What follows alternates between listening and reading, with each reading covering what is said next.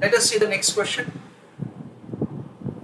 A company is considering its working capital investment and financial policies for the next year. तो question में ऐसा दे रखा है, एक कंपनी कंसीडर कर रहा है, एक कंपनी अभी डिसीजन मेकिंग के लिए सोच रहा है, एक वर्किंग कैपिटल पॉलिसी और दूसरा फाइनेंसिंग पॉलिसी। तो ऑफ कोर्स वी अंडरस्टैंड ये जो क्वेश्चन है उसमें हम लोग ये दो नए कॉन्सेप्ट समझने वाले हैं, एक क्या वर्किंग कैपिटल का पॉलिसी और दूसरा क्या financing policy. Estimated fixed asset and the current liabilities for the next year are 2.6 crore and 2.34 crore respectively. अच्छा, तो उन्होंने ऐसा दिया है कि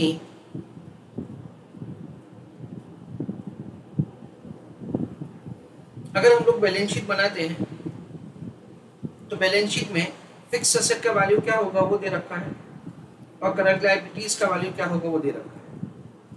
फिक्स एसेट का वैल्यू है 2.6 crore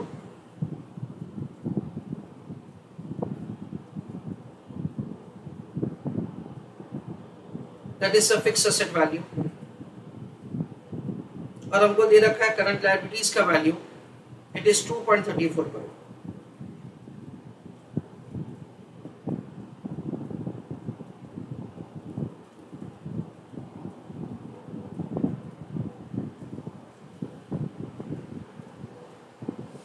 Estimated sales and operating income depend upon the current assets investment. हमारा सेल्स क्या होगा, हमारा ऑपरेटिंग इनकम क्या होगा, वो डिपेंड करता है कि हमारा करंट एसेट्स का इन्वेस्टमेंट क्या होगा। पर्टिकुलरली इन्वेंटरी यानी कि स्टॉक एंड बुक डेट्स यानी डेटर्स में, यानी हम लोग कितना रॉ मटेरियल का होल्डिंग पीरियड रखते हैं, कितना फिनिश गुड्स का स्टॉक रखते हैं, कितना WIP का स्टॉक रखते हैं, फिर कितना हम लोग हमारे कस्टमर्स को लाइक क्रेडिट पीरियड देते हैं, उन सब के ऊपर डिपेंड करेगा कि हमारा सेल्स क्या होगा और हमारा ऑपरेटिंग इनकम क्या होगा। The financial controller of the company is examining the following alternative working capital policy. Highlight the portion working capital policy. तो ये जो पहला क्वेश्चन है ना फ्रेंड्स, उसके रिलेटेड कुछ क्वेश्चंस दे रखा है, कुछ इंफॉर्मेशन दे रखा है। वर्किंग कैपिटल का पॉलिसी तीन हो सकता है, एक तो कंजर्वेटिव हो सकता है, दूसरा मॉडरेट हो सकता है, तीसरा एग्रेसिव हो सकता है। There are three types of the working capital policy that we can have. one is conservative, another is moderate and the last one is aggressive. इसका मतलब क्या वो थोड़ा हम लोग समझ लेते हैं। भाई देखो ऐसा है कि फॉर एग्जाम्पल जो इंडस्ट्री में हम लोग काम करते हैं ना, वो इंडस्ट्री में सपोज कि सब लोग एवरेज कलेक्शन पीरियड ऑफर करते हैं, फॉर एग्जाम्पल 2 महीना। अगर हम भी ऐसा कर रहे हैं देन इन दैट केस उसको सिंपल लैंग्वेज में ऐसा कहा जाएगा, it is the moderate working capital policy. यानी जो मार्केट में चल रहा है ना वही आप कुछ कर रहे हैं, पर आपको है ना थोड़ा सा डर लगता है कि अरे यार कस्टमर चला जाएगा तो जो दूसरे देते वही मैं ऑफर करूंगा, देन इन दैट केस मेरे को बिजनेस शायद नहीं मिलेगा। तो थोड़ा डर के मैं क्या करता हूँ, मैं 3 महीने का क्रेडिट पॉलिसी ऑफर करता हूँ, 3 महीने का क्रेडिट पीरियड ऑफर करता हूँ। तो फ्रेंड्स उसको क्या बोला जाता है, उसको बोला जाता है conservative working capital policy. Conservative का मतलब क्या होता है, दैट से आप थोड़ा डर गए हो कि ऐसा हो सकता है कि आपका बिजनेस लूज होगा, that is the reason you are offering more credit period to the customers. That is what we understand is the conservative. अच्छा, आपको लगेगा नहीं यार मेरा प्रोडक्ट तो एक्सीलेंट है, मेरे पीछे तो कस्टमर्स आने ही वाले हैं, अब 2 महीना सब देते, मैं क्यों 2 महीना, मेरे को लग रहा है 1 महीना बराबर है। भाई मेरे को भी पैसे का जरूरत है जैसे सबको जरूरत होता है। तो अगर आप मार्केट में जो चल रहा है उसके कंपैरिजन में कम क्रेडिट पीरियड ऑफर करते हो तो उसको बोला जाता है aggressive working capital policy. This is what we understand is the kind of policies that we have.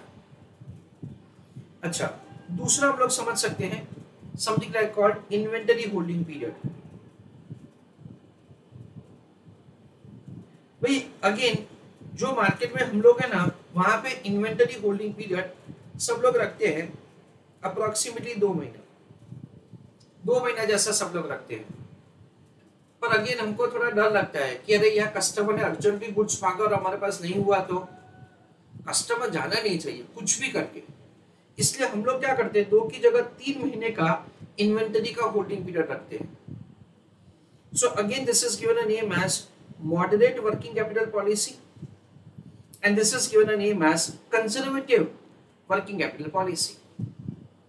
आपको लग रहा है कि नहीं नहीं भाई 2 महीने का रखने का क्या जरूरत है, अपना खाली खोटा इन्वेस्टमेंट क्यों रखने का बिजनेस में। We should try to shrink the investment so far possible. मुझे मेरे पैसे से बिजनेस नहीं करना है इतना सारा, मुझे मेरा रिटर्न बढ़ाना है। तो मैं क्या करता हूं, मैं ऑफर करता हूं क्रेडिट पीरियड सिर्फ 1 महीना and that is given technically a name as aggressive working capital policy.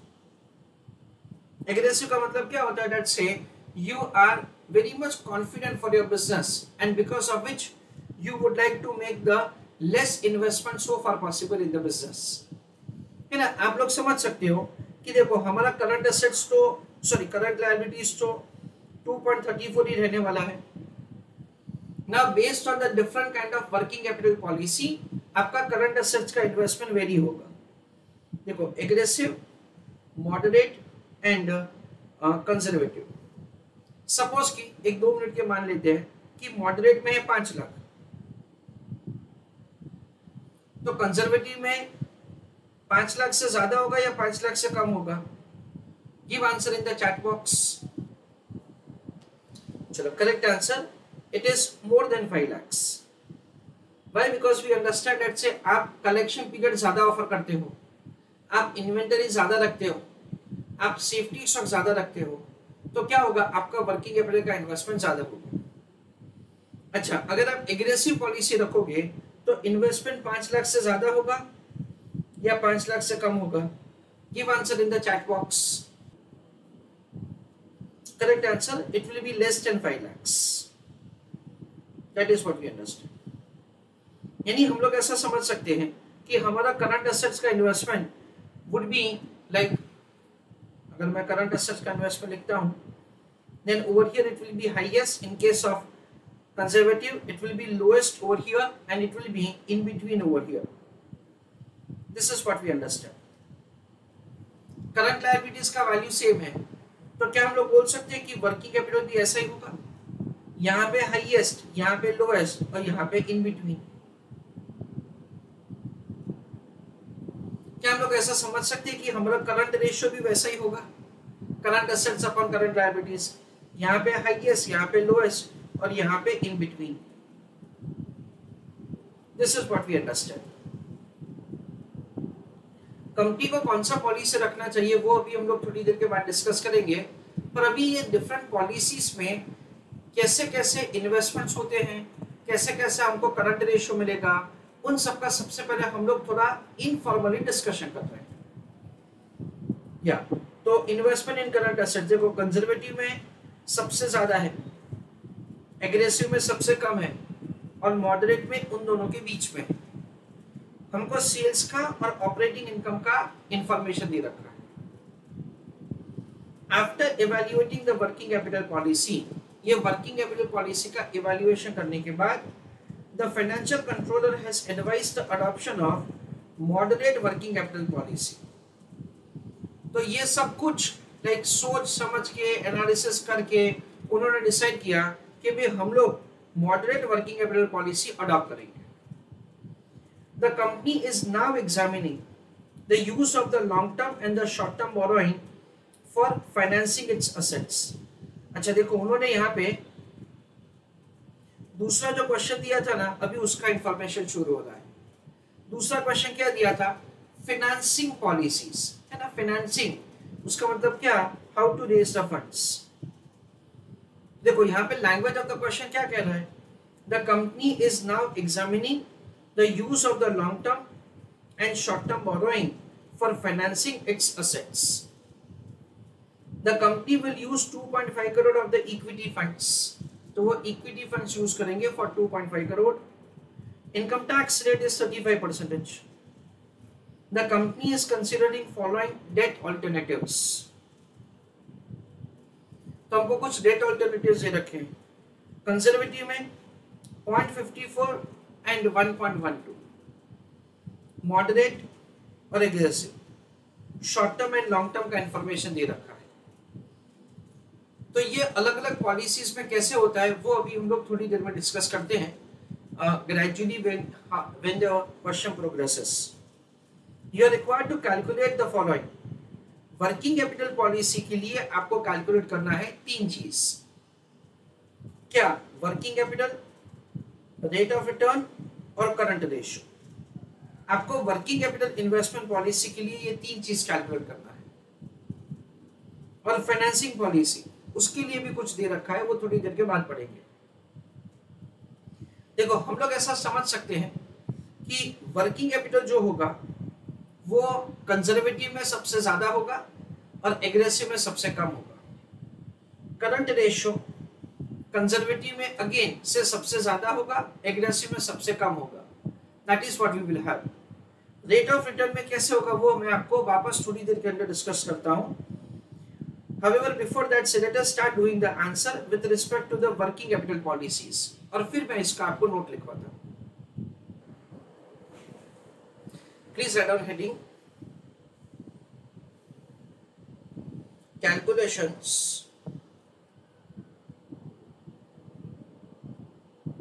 for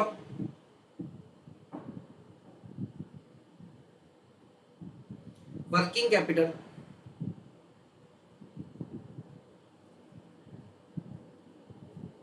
investment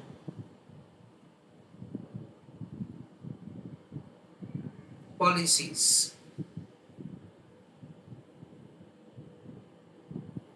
तीन पॉलिसी है। It is conservative, moderate and aggressive. That is working capital policy and column number 1 is serial number. We'll give the serial number working capital policy conservative, moderate and aggressive. जैसे कि serial number में लिख रहा हूं मैं 1, in that से I'm writing the fixed asset जो हमको क्वेश्चन में दे रखा है, set is 2.6 crore. Second I'm writing current assets। तो करंट एसेट्स हम लोग कहां से लेके आएंगे? हम लोग यहां से लेके आएंगे वर्किंग कैपिटल पॉलिसी में, कंजर्वेटिव में 4.5 crore. So this is 4.5 crore. 3 is equal to 1 plus 2, ठीक है ना? That is the total assets. So 2.6 plus 4.5 that is 7.1।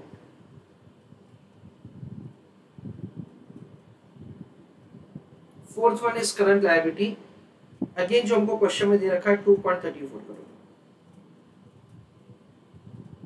Fifth is operating income EBIT जो हमको क्वेश्चन में दे रखा है वापस, हर एक पॉलिसी के लिए अलग अलग है। जैसे कि यहां पे 1.23।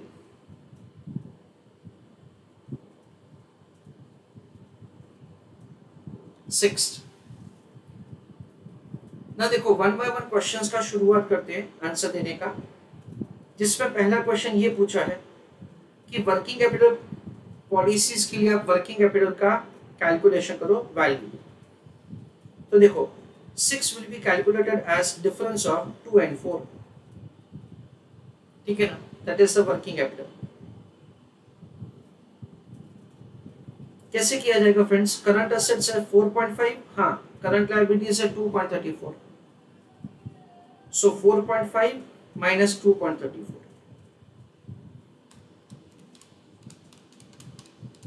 that comes to 2.16. Next question में पूछा है रेट ऑफ रिटर्न, तो 7th हो जाएगा हमारा रेट ऑफ रिटर्न। फ्रेंड्स यहाँ पे रेट ऑफ रिटर्न का कैलकुलेशन कैसे किया जाता है वो मैं आपको समझाता हूँ। Rate of return is basically calculated as operating income divided by the total assets, यानी क्या किया जाएगा 5 divided by 3 into 100। So 5 divided by 3 into 100 ऐसा किया जाएगा। That is the rate of return. 5 कितना है, ऑपरेटिंग इनकम 1.23 है, यानी यहाँ पे friends basically return on total assets calculate किया जाएगा डिवाइडेड बाय 7.1। एक बार ये कैलकुलेशन हो जाएगा उसके बाद हम लोग रेट ऑफ रिटर्न के बारे में डिस्कशन करते हैं। बाकी वर्किंग कैपिटल और करंट रेशियो के बारे में तो ऑलरेडी हमने कॉन्सेप्चुअली समझ लिया है कि हमारा आंसर्स क्या आएगा, 17.32%। यानी हमने ऐसा समझा कि कंजर्वेटिव में सबसे ज्यादा आएगा वर्किंग कैपिटल और करंट रेशियो, एग्रेसिव में सबसे कम आएगा, and so on. Okay, 8th question है जिसमें हमको फाइंड करना है करंट रेशियो। तो 8th क्वेश्चन जिसमें हमको फाइंड करना है करंट रेशियो। करंट रेशियो का कैलकुलेशन कुछ ऐसे ही होगा जैसे हमने वर्किंग कैपिटल का फाइंड किया, current assets minus current liabilities की जगह current assets upon current liabilities, यानी क्या किया जाएगा 2 divided by 4।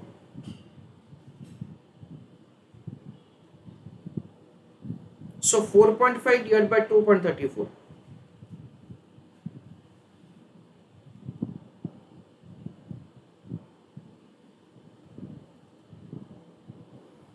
So 4.5 divided by 2.34. So 1.9231. That is the way the current ratio is calculated. It is 1.923. This is what we have done for the conservative. Fixed asset, current assets, उसका total हो जाएगा total assets, because that is useful for calculation of the return on asset. That is rate of return. Current liabilities और operating income लिखा, फिर working capital simple है, it is current assets minus current liabilities. फिर rate of return, that is operating income upon total assets. और last पे current ratio, current assets upon current liabilities. चलो conservative का आप लोग कॉपी कीजिए और फिर मॉडरेट का वर्किंग करके you put your answer in the chat box. Let us see the next. Again the fixed asset will remain same 2.6, क्योंकि वो फिक्स्ड एसेट का वैल्यू में कोई चेंज नहीं होगा। करंट एसेट का वैल्यू हमको नया लेना पड़ेगा फ्रॉम द मॉडरेट। मॉडरेट में करंट एसेट्स कितना है 3.9, so this is 3.9, so 2.6 plus 3.9 that is 6.5. Current liability same रहेगा 2.34।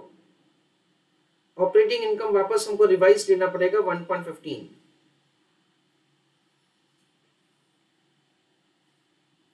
वर्किंग कैपिटल जिसमें करंट एसेट्स आएगा 3.9 और करंट लायबिलिटीज आएगा 2.34।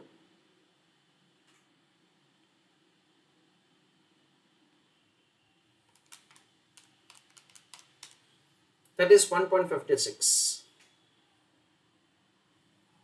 रेट ऑफ रिटर्न का कैलकुलेशन होगा 1.15 upon total assets. Total assets कितना है 6.5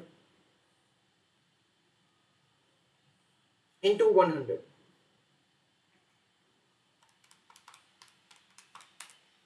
that is 17.69%. That is the way we require to make the computation of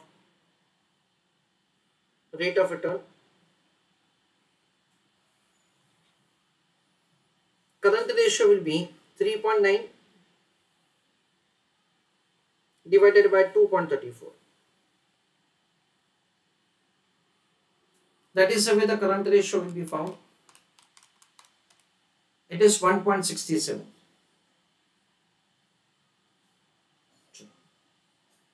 Please write an answer for the moderate. Aggressive का करके put your answer in the chat box. Next aggressive, उसके अंदर वापस हमारा fix asset का value same रहेगा 2.6, current assets का value change हो जाएगा, दैट इज 2.6 अगेन। ओके, तो ये 5.2 हो जाएगा, दिस इज 2.34। ऑपरेटिंग इनकम हो जाएगा 1,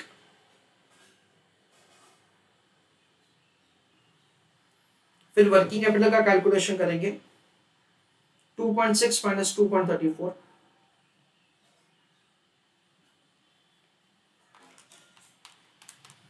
that comes to 0.26। Rate of return, operating income है 1 और हमारा टोटल असेट से 5.2, 1/5.2 इंटू 100,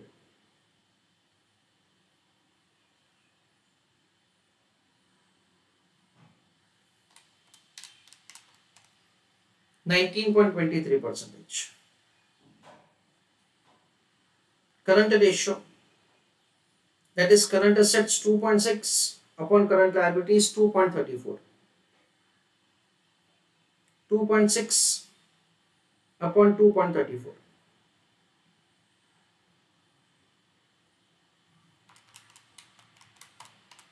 so 1.11। तो देखो ये एग्जामिनेशन का पॉइंट ऑफ व्यू से कैलकुलेशन तो हो गया, that is not something which is very difficult, पर अभी थोड़ा हमको और एक पॉइंट जो समझना है वो हम लोग पहले समझते हैं और उसके बाद उसका नोट लिखते हैं। Now friends, we understand like this कि कंजर्वेटिव, मॉडरेट और एग्रेसिव, तीन सिचुएशन हमने ऐसा समझा कि वर्किंग कैपिटल का इन्वेस्टमेंट एग्रेसिव में सबसे कम होगा, दैट इज लोएस्ट, कंजर्वेटिव में सबसे ज्यादा होगा, highest. Now what happens that say since your investment is more, तो उसकी वजह से क्या हो जाएगा, that say your rate of return will be less। क्यों? Because we understand that say proportionately you may not be able to earn। We understand that say आपका current assets का बेस ज्यादा है, उसकी वजह से आपका total assets ज्यादा है, and because of that say the rate of return will fall down। इसलिए आप देख सकते हो कि जो कंजर्वेटिव है ना उसमें रेट ऑफ रिटर्न सबसे कम है, सिर्फ 17.32% है। So over here it is lowest and over here it is highest, ऐसा हम लोग समझते हैं। This is the way we have the kind of rate of return. अच्छा, इन एडिशन टू दैट, एकदम गौर से सुनो मैं क्या बोलने वाला हूं। In addition to that say we understand something like this, there is one more point which is connected to this is risk। क्या हो जाएगा, if at all you keep very less working capital investment in the business, then in that case say there is a possibility that say you may not be able to meet with the current liabilities payment properly। ऐसा हो सकता है कि आपको receivable encash करने में थोड़ा time लग जाएगा, and because of that say you will not be able to make payment of the current liabilities। अगर आपने वर्किंग कैपिटल का इन्वेस्टमेंट कम रखा, then in that case you may not be able to give service to the customers as what others can give, and that is as what you would have been able to give otherwise। है ना, जितना आप investment रखते हो aggressive में, उसके comparison में अगर आपने ज्यादा इन्वेस्टमेंट रखा होता तो आप अपने कस्टमर्स को बेटर सर्विस दे सकते थे, but you may not be able to give say that good services. इसकी वजह से रिस्क क्या होगा, risk will be highest over here, और यहां पे रिस्क सबसे कम होगा कंजर्वेटिव में। क्यों? क्योंकि आप क्रेडिट भी ज्यादा देते हो कस्टमर्स को, आप कस्टमर को अच्छा सर्विस देते हो। कैसे? Say by giving them like more credit period, we give them quick services also. क्यों? क्योंकि हम लोग सेफ्टी स्टॉक रखते हैं। तो इन सब रीजंस की वजह से as far as the conservative is concern, उसपे रिटर्न कम है, पर साथ साथ इंपॉर्टेंटली क्या होगा, रिस्क भी कम है। That is what we understand. तो ये दोनों पॉइंट आपको एक साथ समझना है, return and risk. In case of aggressive return ज्यादा है पर रिस्क भी ज्यादा है। In case of conservative return कम है और उसके साथ साथ रिस्क भी कम है, ऐसा हम लोग समझते हैं। And of course we understand that say moderate में क्या होगा, everything will be in between. Moderate में क्या होगा, everything will be in between. Return भी दोनों के बीच में फॉल होगा और रिस्क भी दोनों के बीच में ही रहेगा, ऐसा हम लोग समझते हैं। This is the conceptual point that say we study over here, say in case of the working capital policies. So basically we have a kind of role or we are in advisory role to the management, जिसमें हमको management को समझाना है that say these are the things, that say these are the outcomes based on the working capital policy that say you keep in your business. Friends examination में हमको ऐसा कुछ भी लिखना नहीं है। In examination we just have to write the answer. अभी मैं आपको एक नोट लिखवा रहा हूं आपके अंडरस्टैंडिंग के लिए। So write down a note for the answer.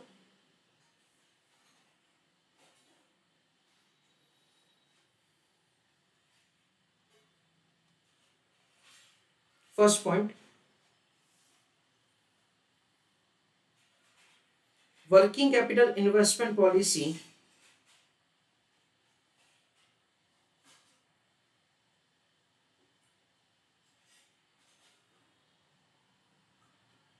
comma depends upon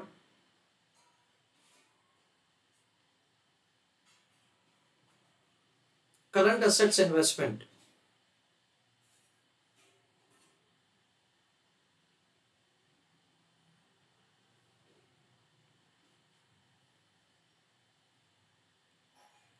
full stop. Second point, in case of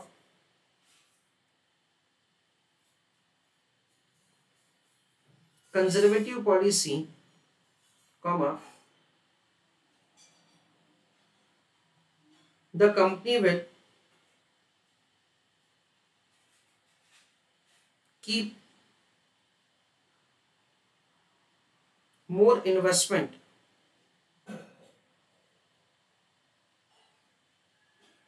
in debtors, comma, stock, comma, current assets.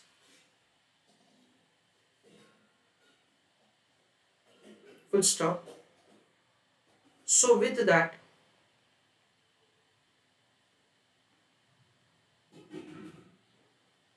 current ratio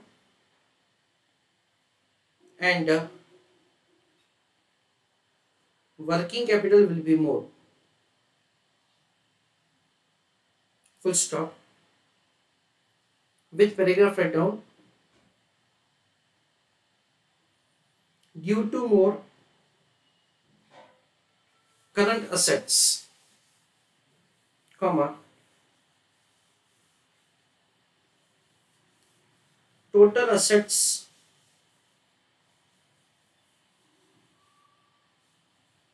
also increase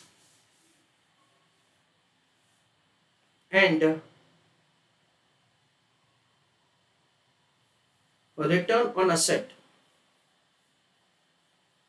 will fall down.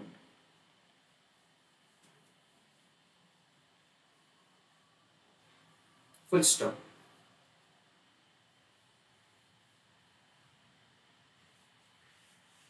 Overall, we can say that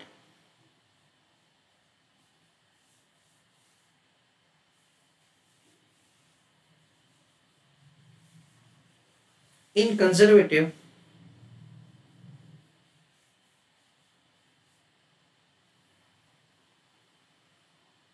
working capital policy,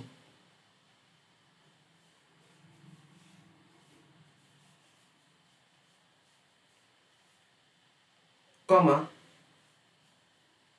current assets, comma, working capital, comma, current ratio will be more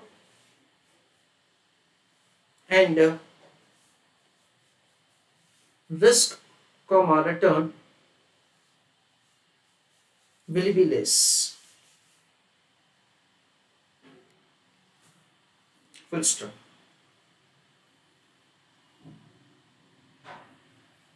Further with paragraph write down, in case of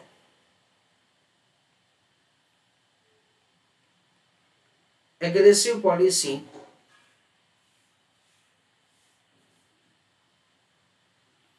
everything will be opposite to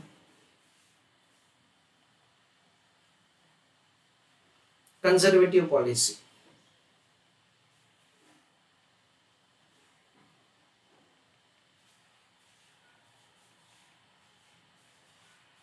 Full stop. Third point,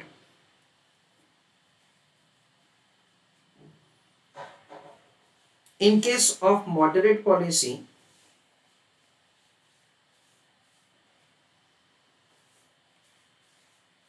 comma, all values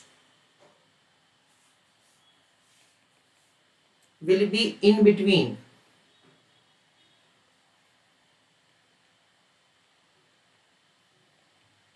conservative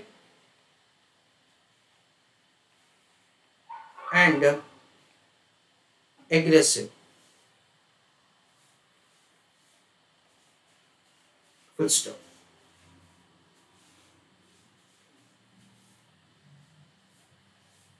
From examination point of view,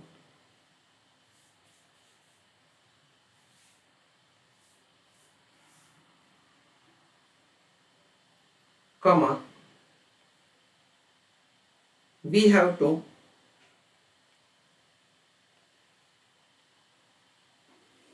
only right answer.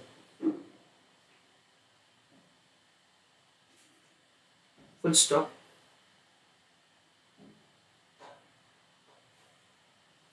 If we are required to mention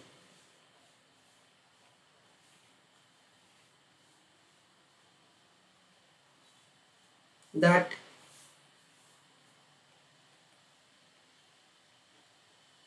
which policy is best,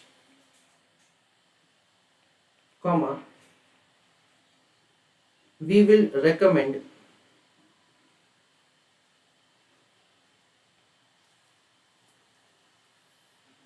moderate working capital policy.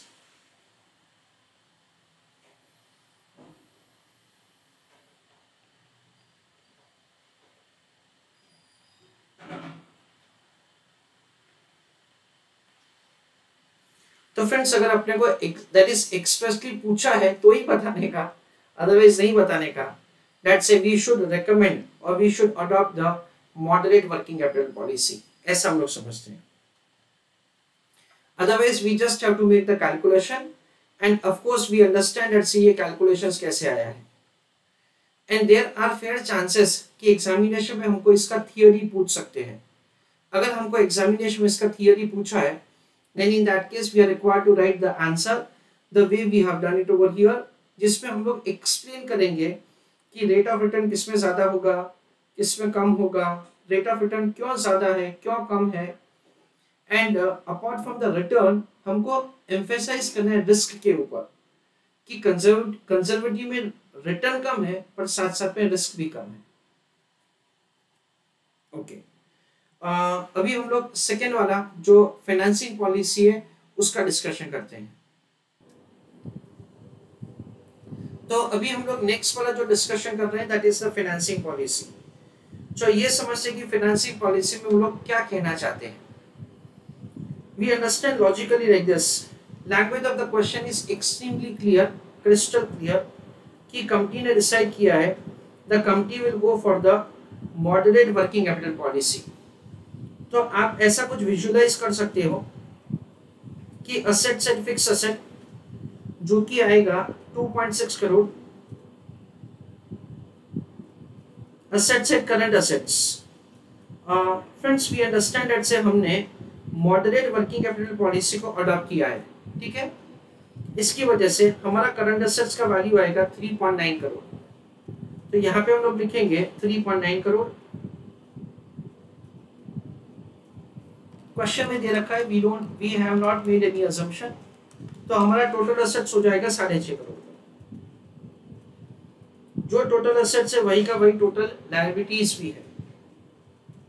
अच्छा, now question में दे रखा है the company will use ₹2.5 crore of the equity funds.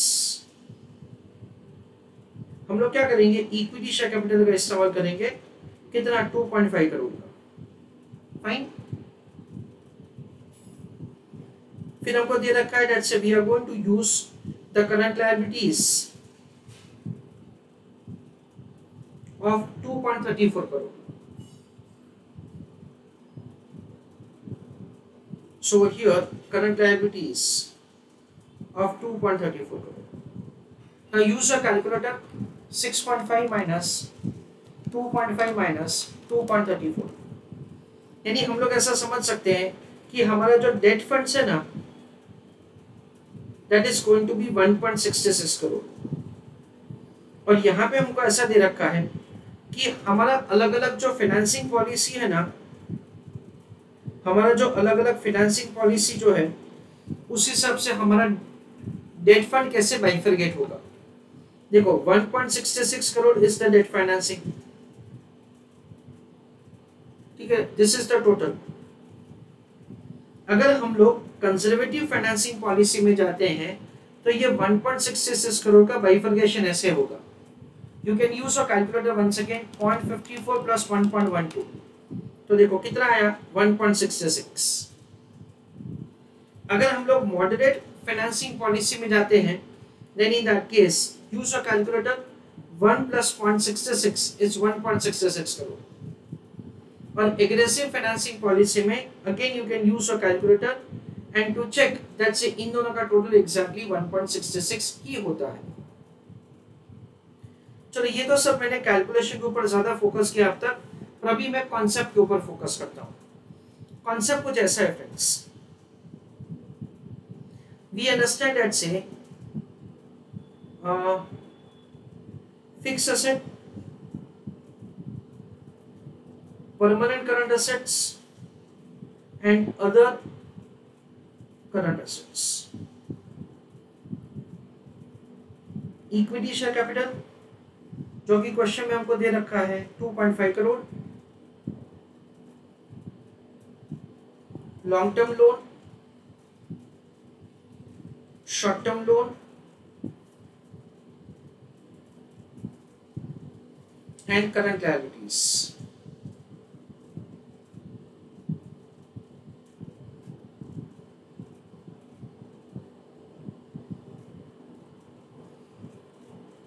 The amount of the fixed asset is provided to us as 2.6 crore. Current liability is provided as 2.34 crore. This is 1.66 and this is 3.9. Now technically friends ऐसा होता है कि जितना भी हमको current assets business में चाहिए उसका बाइफरगेशन होता है, एक परमानेंट करंट एसेट्स और दूसरा टेम्पररी करंट एसेट्स, ऐसा टेक्निकली बाइफरगेशन होता है। यानी कि अगर आप करंट एसेट्स का डायग्राम बनाते हो, on X axis I am taking the time period and on Y axis I am taking the current assets, we understand that so the diagram कुछ ऐसा बनता है।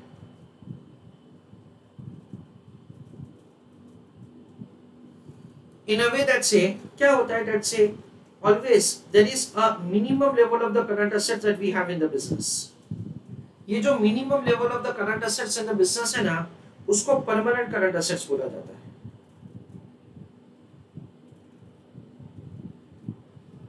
और उसके अलावा जो बाकी का करंट assets होता है उसको temporary current assets बोला जाता है। तो फाइनेंसिंग का ऐसा एक रूल है, और वी अंडरस्टैंड दैट से आइडियली क्या होना चाहिए, आइडियली ऐसा होना चाहिए कि जो भी हमारा फिक्स एसेट्स है और जो भी हमारा परमानेंट करंट एसेट्स है ना, that should be finance with equity share capital and long term loan. यानी कि long term sources of finance से ये लॉन्ग टर्म लाइक इन्वेस्टमेंट्स करना चाहिए। we should be raising the long term sources of the finance in order to make investment in the long term assets. जो हमारे investments long term के लिए business में रहने वाले हैं उसके लिए हमको शॉर्ट टर्म फंड्स के ऊपर रिलाय नहीं करना चाहिए. That is what we understand is the ideal pattern that we should have. और जो हमारा मॉडरेट वर्किंग कैपिटल पॉलिसी है उसमें ऐसा ही किया जाता है. जो उस हमारा मॉडरेट वर्किंग कैपिटल पॉलिसी है उसमें क्या किया जाता है, we are having say the long term finance for long term और we can say that's the permanent investment. ऐसा किया जाता है.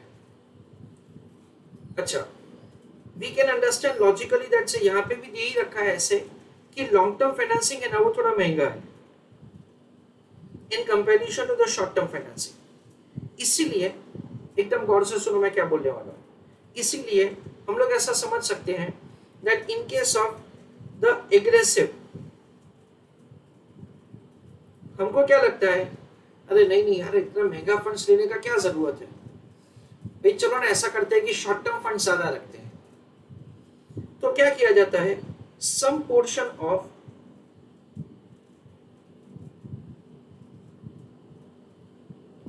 long term investment is financed with short term finance.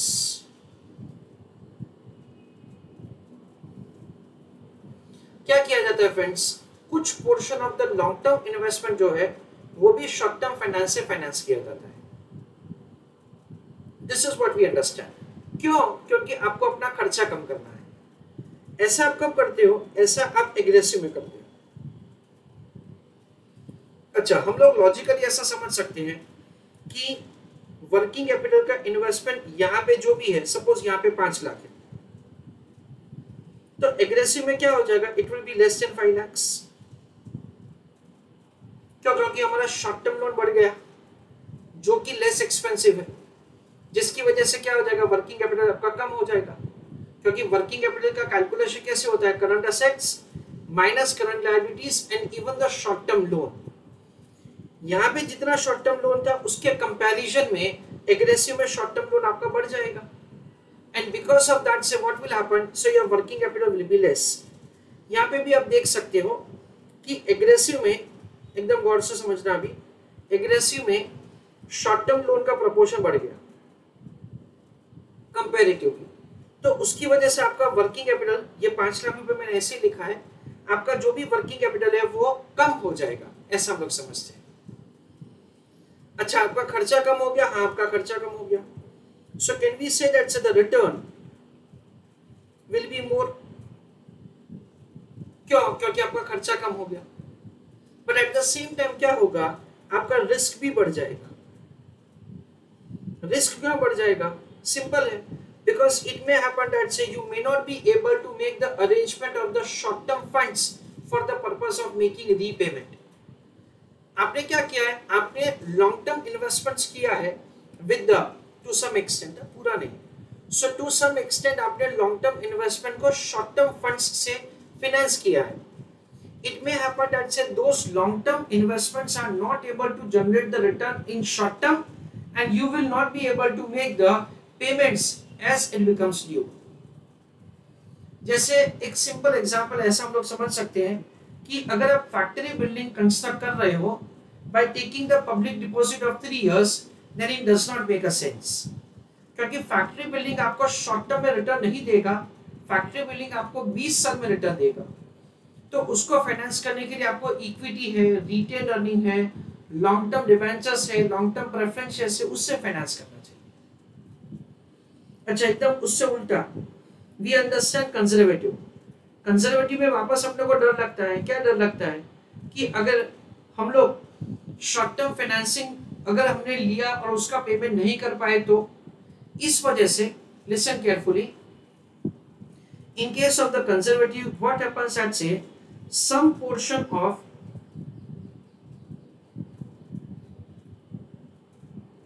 short term investment is financed with long term finance.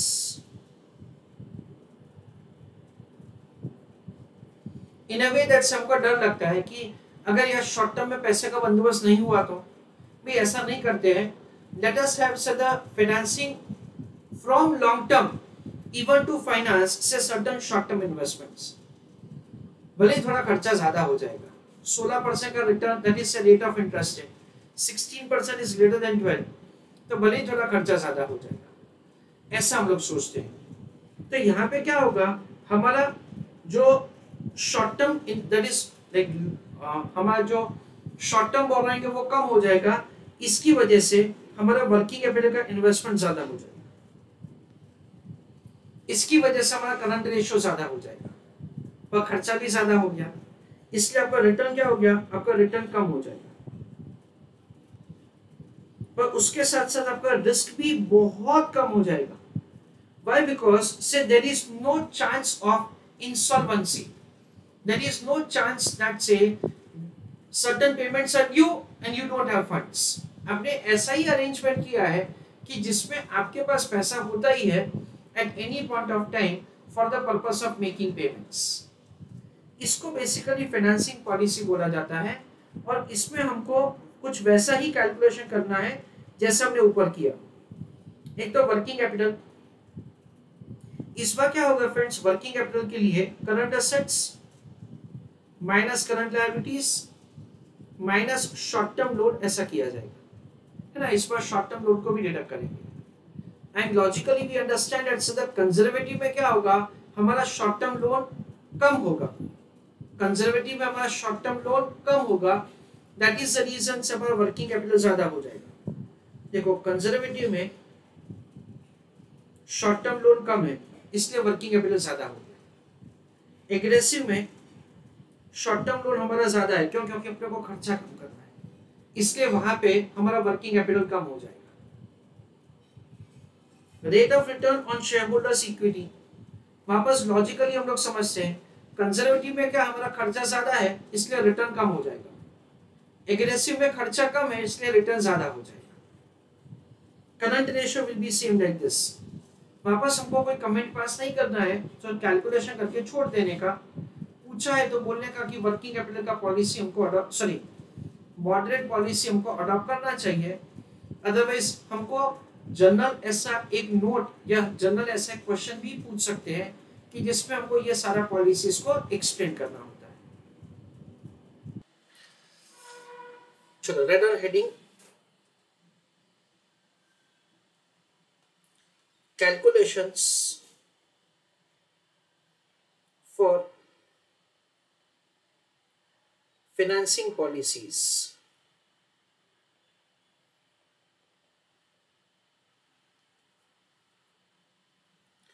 Column number 1 is serial number so that we can give references. Second column is financing policy.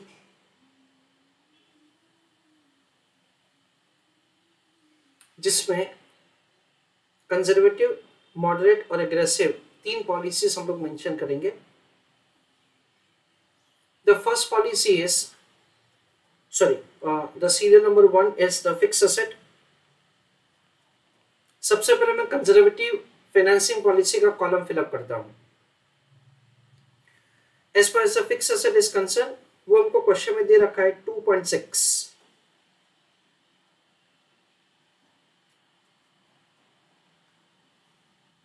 Second is current assets. Friends, current assets का जो amount लिखना है ना वो थोड़ा सा important है. B careful कि क्वेश्चन में हमको ऐसा दे रखा है कि we have decided to adopt the moderate working capital policy. And once you adopt the moderate working capital policy, आपका करंट एसेट्स हो जाएगा 3.9. आपका फाइनेंसिंग पॉलिसी कोई भी है पर आपका करंट एसेट्स हो जाएगा 3.9. 3 is equal to 1 plus 2. That is the total assets.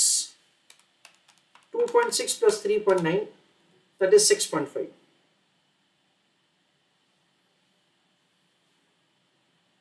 Fourth, that is the current liabilities, जो कि हमको क्वेश्चन में दे रखा है 2.34 crore. Fifth equity share capital. Amount of the equity share capital is provided to us as 2.5 crore. तो देखो total assets और लायबिलिटी साइड में ये दो चीज आ गया. उसके बाद मैं लिखता हूं डेट फंड्स. डेट फंड्स का कैलकुलेशन कैसे किया जाएगा?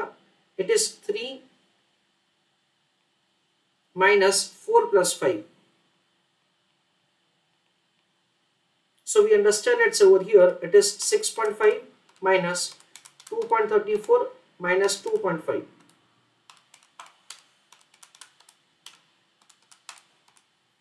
That is 1.66. That is 6.5 minus 2.34 plus 2.5. ऐसा करके हमको डेट फंड्स का कैलकुलेशन करना है. So that is the way row 6 is calculated. Seventh row, in that I am writing the short term funds. Eighth, in that I am writing long term funds. ये हमको question में दे रखा है. Conservative financing policy short term में 0.54 और long term में 1.12. सो ये 0.54 और ये 1.12, यानी 1.66 इसका मैंने स्प्लिट किया. 9th में लिख रहा हूं operating income EBIT. Again for that you have to be careful कि moderate working capital policy adopt करने की वजह से आपका ऑपरेटिंग इनकम हो जाएगा 1.15. So over here I am writing 1.15. फिर 10th I am writing the interest expense. Interest on short term loan. ऐसा लिख रहा हूं मैं. शॉर्ट टर्म लोन कहां पे? Row number 7. तो देखो मैंने लिखा row number 7 into short term loan का रेट ऑफ इंटरेस्ट कितना है? 12% है. तो मैं क्या लिख रहा हूं यहां पे? Row number 7 into 12%. यानी क्या हुआ? 0.54 into 12%.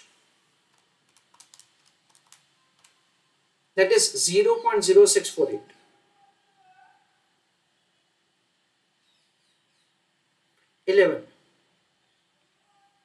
Interest on long term loan. उसमें क्या किया जाएगा? 8 नंबर जहां पे लॉन्ग टर्म लोन है इंटू 16%, क्योंकि उसका रेट ऑफ इंटरेस्ट 16% है. यानी 1.12 इंटू 16%.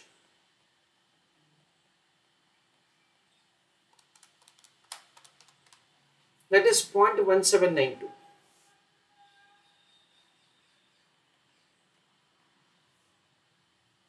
12 earning before taxes. कैसे किया जाएगा? 9 ऑपरेटिंग इनकम और उसमें से ये दो डिडक्ट किया जाएगा.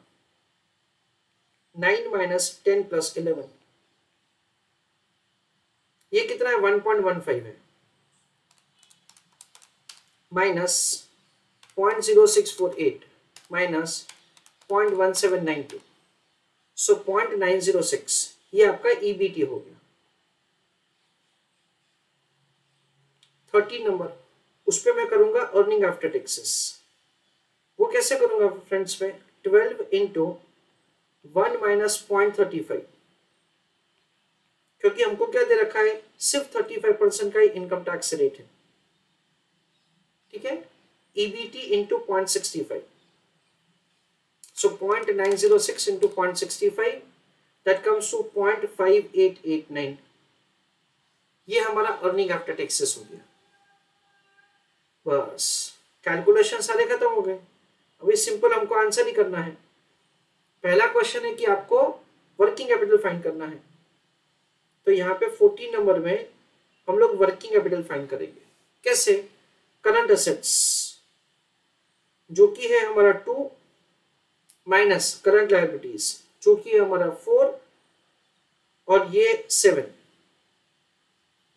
सो 2 माइनस 4 प्लस 7 यानी शॉर्ट टर्म लोन और करंट लायबिलिटीज को ऐड करेंगे, उसको करंट असेट्स में से डिडक्ट करेंगे। सो 3.9 minus 2.34 minus 0.54, so it is 1.02.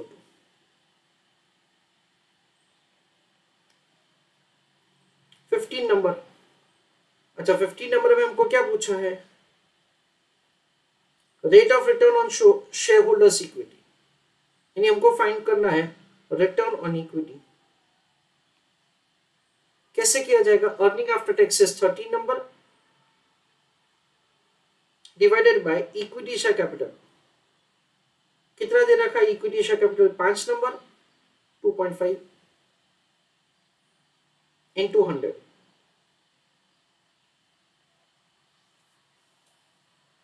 यानी क्या होगा 0.5889 upon 2.5 into 100, that is 23.556।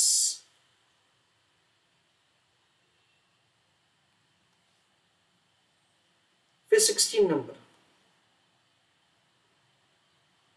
Last question, current ratio पूछा है, बहुत सिंपल है, जैसे हमने वर्किंग कैपिटल फाइंड किया कुछ वैसा ही होगा current ratio. It is 2 number divided by 4 + 7, 2 number में क्या है current assets, that is I think 3.9,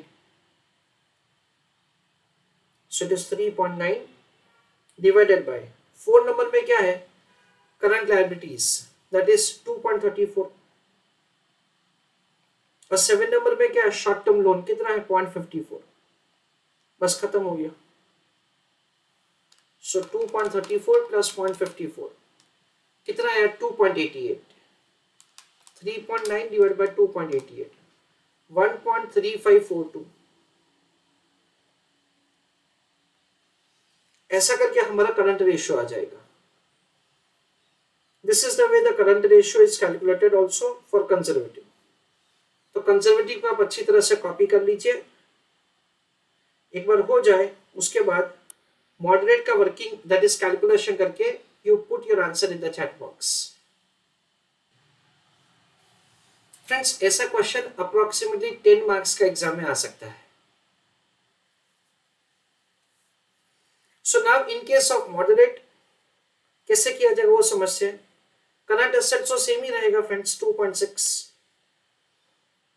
sorry fix asset same रहेगा, करंट एसेट सेम रहेगा, टोटल एसेट सेम रहेगा, करंट लायबिलिटीज भी सेम रहेगा, इक्विटी शेयर कैपिटल सेम रहेगा, date fund same रहेगा।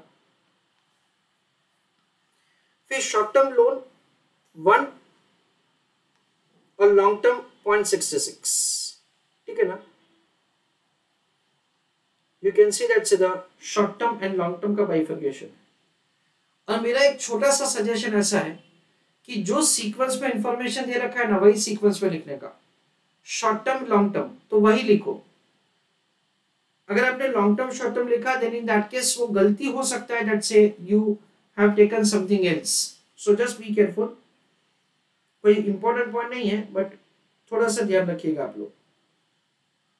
सो 1.15, फिर इंटरेस्ट ऑन शॉर्ट टर्म किया जाएगा, इट इज 1 into 12%, यानी 0.12। Interest on long term that is 0.66 into 16%, so 0.1056।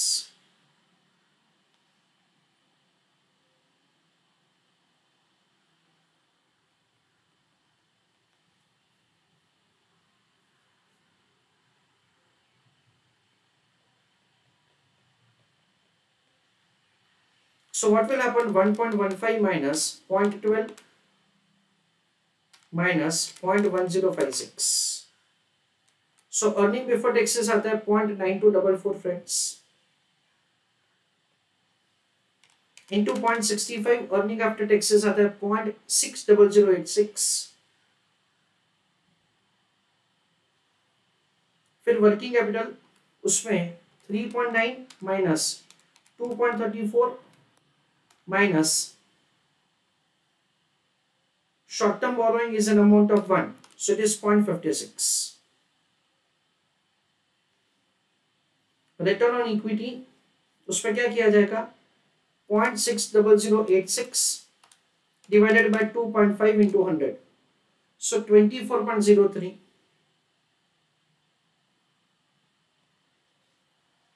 फिर करंट रेशियो उसमें क्या किया जाएगा, it is current assets upon current liabilities और short term loan. So here it is 3.9 once again divided by 2.34 plus 1.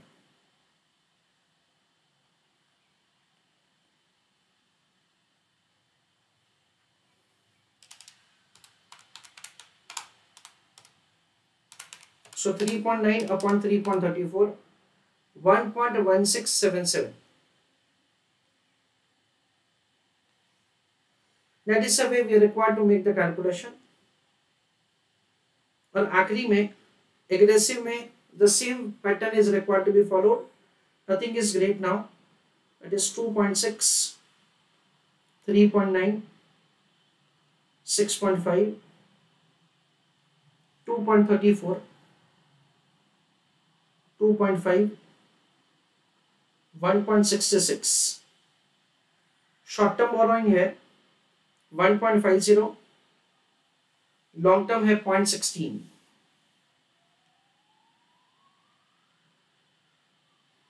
Operating income है 1.15. Interest on short term loan calculate करेंगे पहले. 1.5 का 12%, 0.18.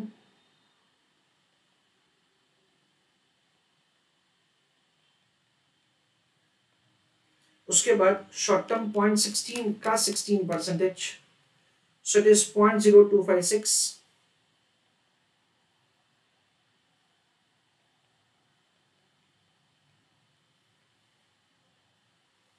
So it is 1.15 minus 0.18 minus 0.0256, so 0.9444.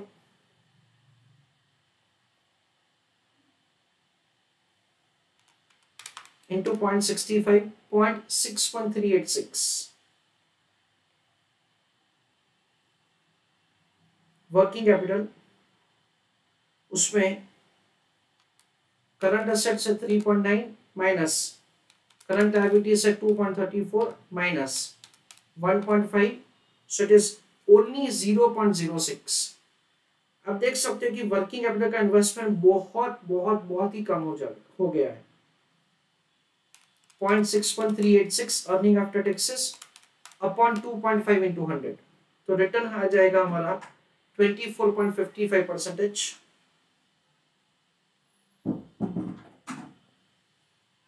Current assets it is 3.9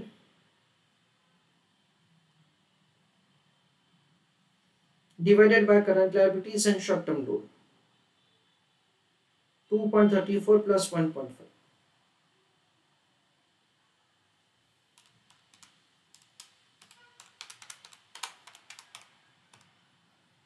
So 3.9 divided by 3.84, 1.015625.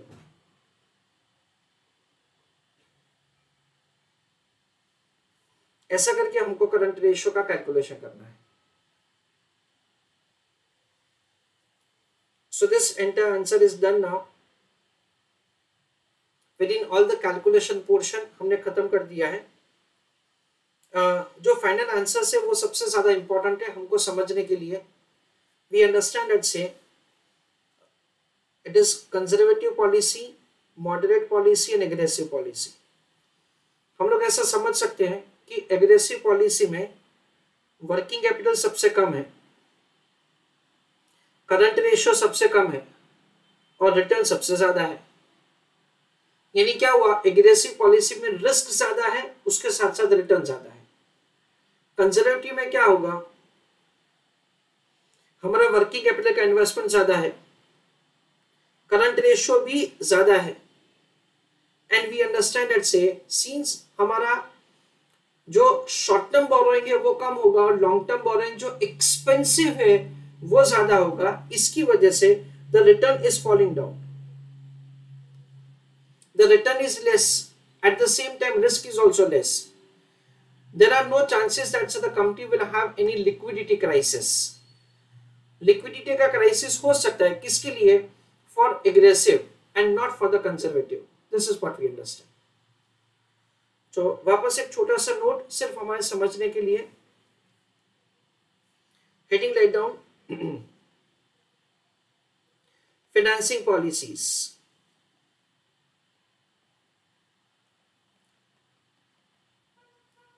And of course जो moderate है उसमें तो सब कुछ इन बिटवीन ही रहेगा. Need not to mention, you must have understood. Right on first point, in case of financing policies, comma, ideally the company should have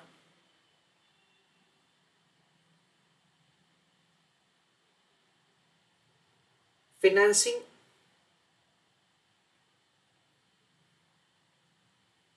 as per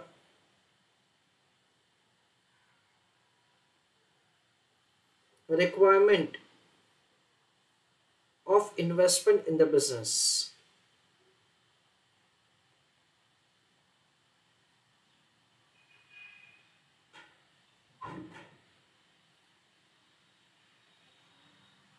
Second point,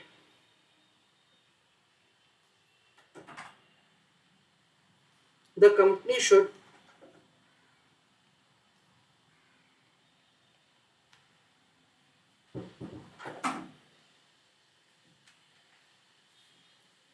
should finance long-term investment through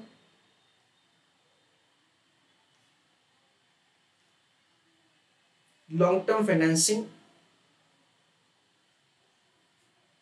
and vice versa. Full stop.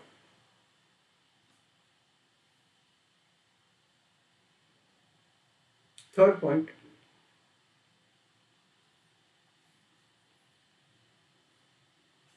in moderate financing policy, comma, always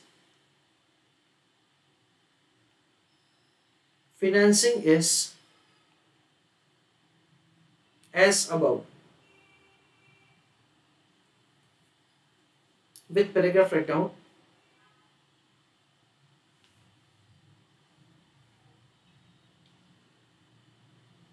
In case of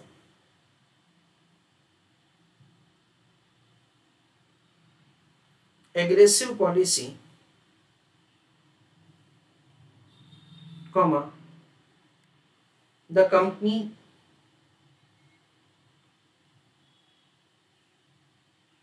wants to save interest cost.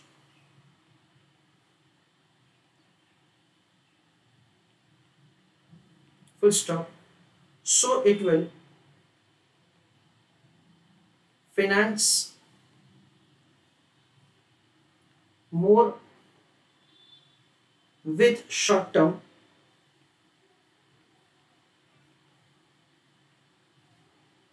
in comparison to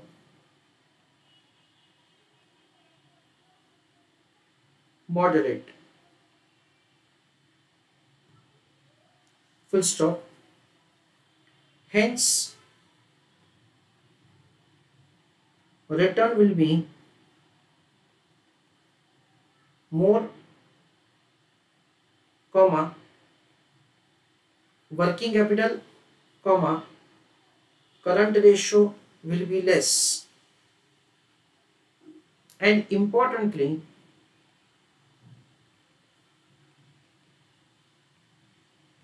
the risk will be more.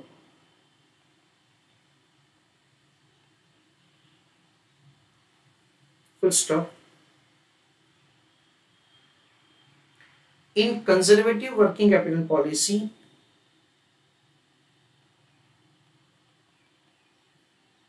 conservative financing policy,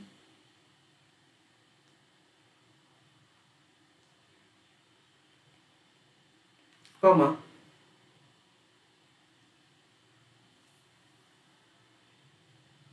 amount of long-term financing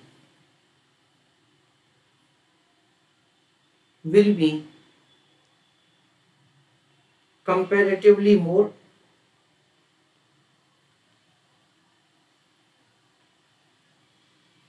full stop. So with that,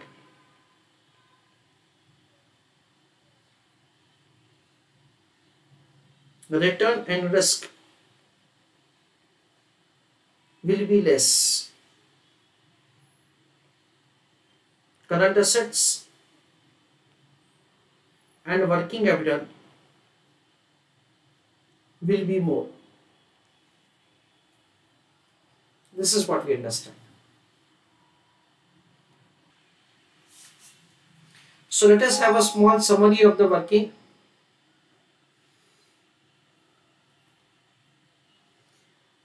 basically question शुरू होता है working capital investment policy से। Working capital investment policy में उन्होंने 3 policies बताया है, एक conservative है, दूसरा मॉडरेट है और तीसरा एग्रेसिव है। तीन पॉलिसी में करंट एसेट्स का इन्वेस्टमेंट में वेरिएशन रहेगा, जिसकी वजह से करंट रेशो और वर्किंग कैपिटल में चेंज आएगा। ऑफ कोर्स उसकी वजह से we will be having such a different rate of return.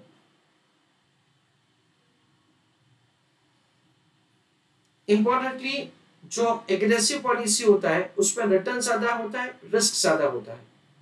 In case of that is conservative, return भी कम होगा और रिस्क भी कम होगा। उसके बाद हमने समझा the financing policy. Financing policy में क्या होता है कि जो भी हमारा डेट फाइनेंसिंग होता है उसका प्रपोर्शन फाइंड करना होता है। दैट इज से कौन से प्रपोर्शन से लॉन्ग टर्म फाइनेंसिंग और शॉर्ट टर्म फाइनेंसिंग से हम लोग फाइनेंस करेंगे।